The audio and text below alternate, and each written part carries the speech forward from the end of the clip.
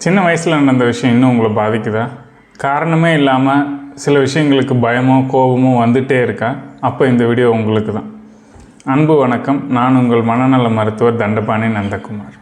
3 நிமிடத்தில் மனநலம். இன்றைக்கி நம்ம எதை பற்றி பார்க்க போகிறோம்னா சைல்டுஹுட் ட்ராமா. எல்லாருக்கும் குழந்தை பருவம் அன்பு நிறைந்ததாகவும் பாதுகாப்பாகவும் வளர்ச்சியை ஊக்குவிக்குவதாகவும் இருக்கணும். ஆனால் எல்லாருக்கும் அப்படி அமையறதில்லை. அப்படி அமையலைன்னா என்னென்ன பிரச்சனைகள் வரலாம் வாங்க பார்க்கலாம்.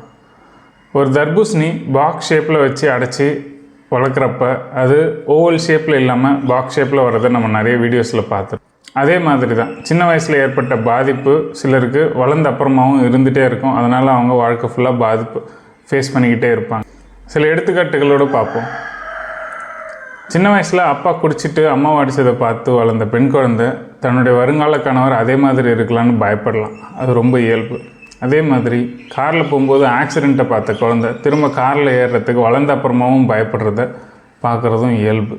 இந்த மாதிரி சின்ன வயசில் நடக்கிற விஷயங்கள் நம்ம வாழ்க்கை ஃபுல்லாக இம்பேக்ட் ஆகிட்டே இருக்குது. இப்படி சைல்டுஹுட் ட்ராமானால் வர பிரச்சனைகளை எப்படி சமாளிக்கலாம் இல்லை குறைக்கலாங்கிறத ஒரு ஸ்டெப்பாக.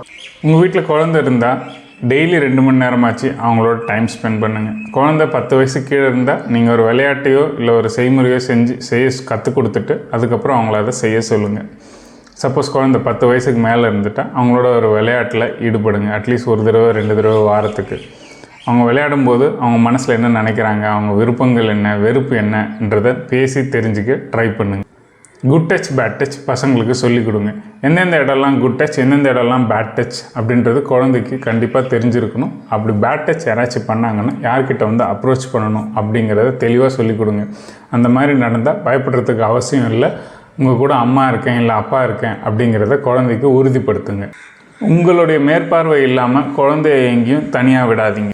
இப்போ ஃபோன் அதிகமாக வந்ததுக்கப்புறம் நிறைய மாறிடுச்சு. ஸோ இன்டர்நெட், சோஷியல் மீடியா இல்லை டிவி, இதில் எதுலையாவது அவங்க மனசை பாதிக்கிற மாதிரி ஏதாவது ஒரு விஷயத்தை அவங்க பார்க்குறாங்களா, இல்லை அவங்க பார்க்குற விஷயம் ஏதாச்சும் அவங்கள திரும்ப செய்ய வைக்க சொல்லி தூண்டுதா அப்படிங்கிறத கவனிங்க.